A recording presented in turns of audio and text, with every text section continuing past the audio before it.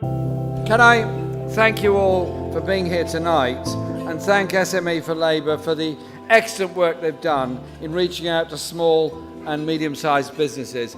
And all my parliamentary colleagues that are here from the Shadow Cabinet and the Parliamentary Labour Party, you're really welcome, and I hope we can use this evening as a way of having good discussions with people from all over the country who are working very hard running small businesses and enterprises. They are quite simply the lifeblood of the economy. 6 out of every 10 jobs are provided by small and medium-sized enterprises. They are the lifeblood and diversity of our high streets. They are not the bland brand names of the high street. They are the reality of the high street as a small business run by the people who actually live above it sometimes and work within it. I think they give an incredible boost to local economies, and they're absolutely part of our economic development strategy.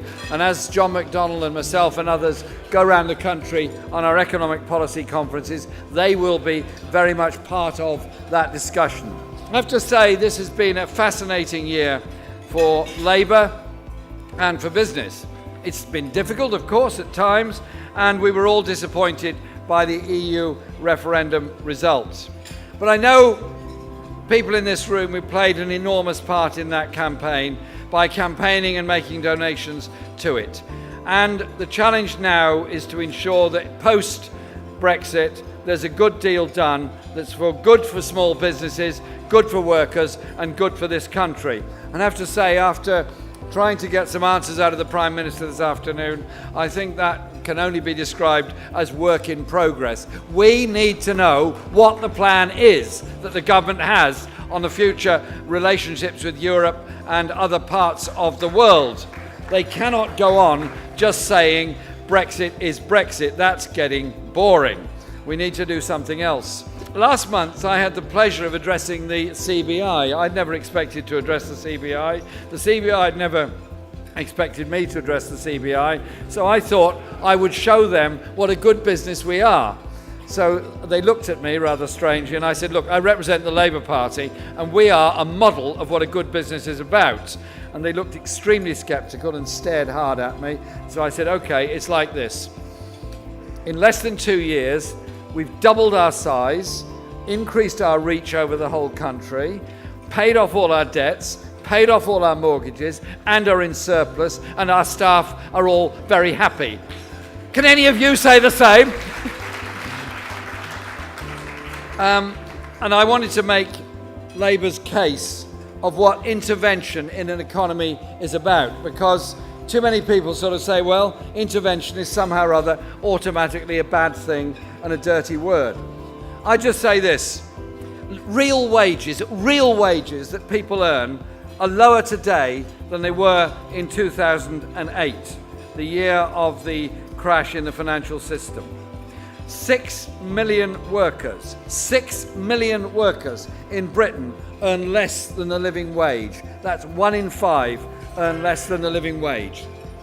More than a million are on insecure temporary contracts without full rights or on 0 hours contracts. That is a disgrace, 1 million. And the gender pay gap, the gap between men's and women's pay, which was aimed to be closed by legislation in 1970, is still 20 pence in the pound. These things have to be said and have to be challenged. What I also want to say is this. Ever since the Brexit referendum, there's been a frightening and utterly disgraceful rise in racism and xenophobia in our society.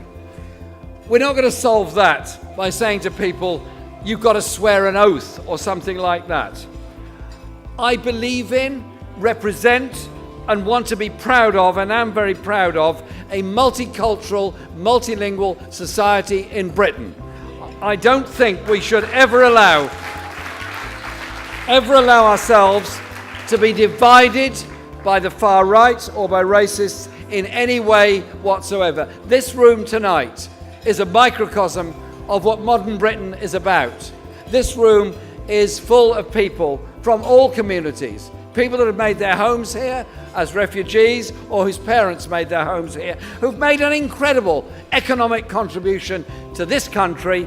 My living standards, your living standards, depends on the work of all of us, whatever their race, whatever their linguistic group. We are strong when communities recognise diversity and enjoy it and work together to strengthen it.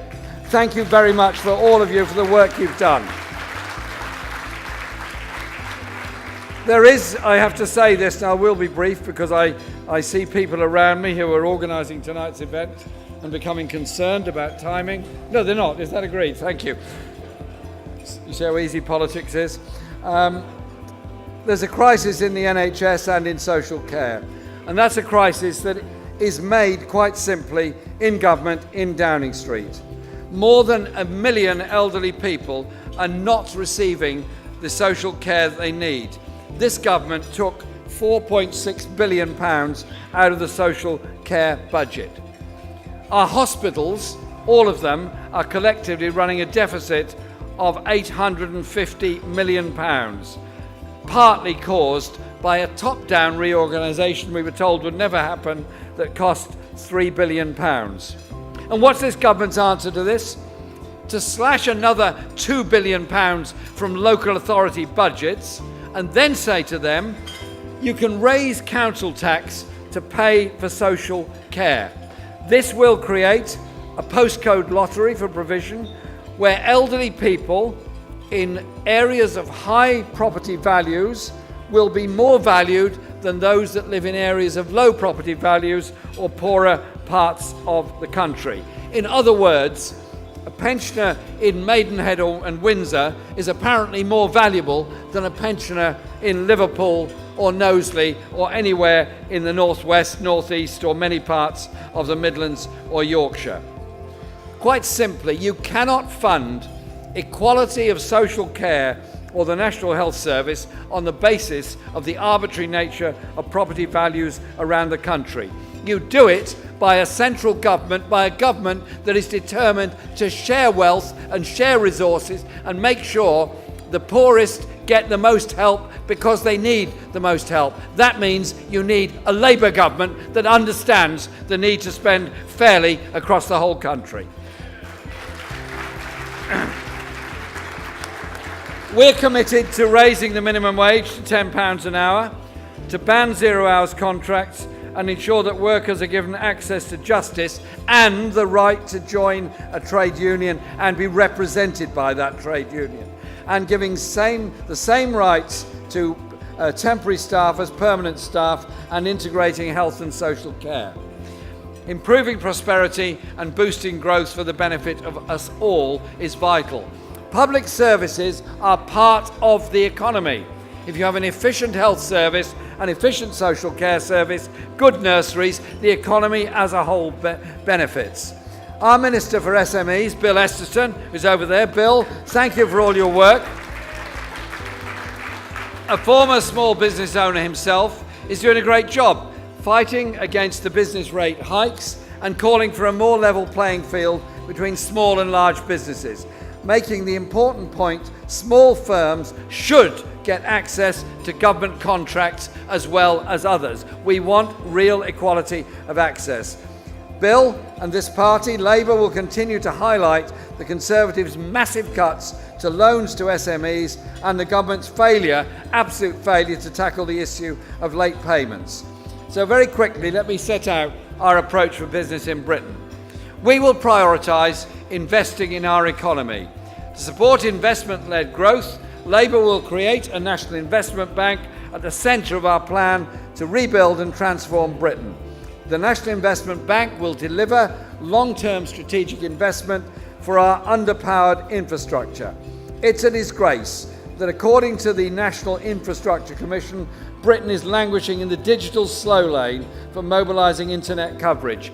If you want small businesses to thrive all over the country, including rural areas, you've got to have good broadband coverage. You've got to have a digital economy that works. So we're committed to driving major infrastructure projects that do give better connectivity, such as internet and rail development. And we desperately need improved rail links across the east and west of the north of this country, and recognise the need to invest in research. As a share of national income, we spend less than France, Germany, the US or China. So the next Labour government will support innovation by aiming for a target of 3% of GDP on all research and development. Last point. We know that recruiting talented people with the right skills is a priority for all businesses. Businesses only thrive when they value their staff and ensure they get the training and support and education they need. That's why we will be establishing a comprehensive national education service to deliver high-quality education throughout all of our lives. We want our young people to be valued, and education for all, not a commodity to be bought and sold, but provided by the public for the benefit of everyone. All of our young people are valuable. They should not be discriminated against by any means, including postcode lotteries. So how we develop our policies for the future is crucial. I hope all of you here will get engaged in helping us to shape our policies. We'll feed into Workplace 2020, which is supported by the Federation of Small Businesses, which aims to improve working conditions and give better support.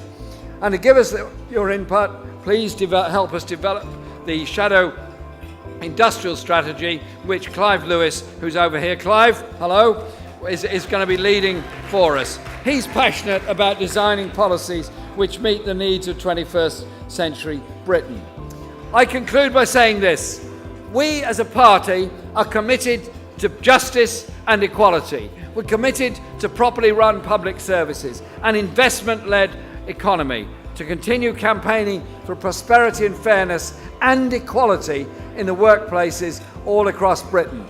That is what a Labour government can, and I believe will, deliver for the people of this country.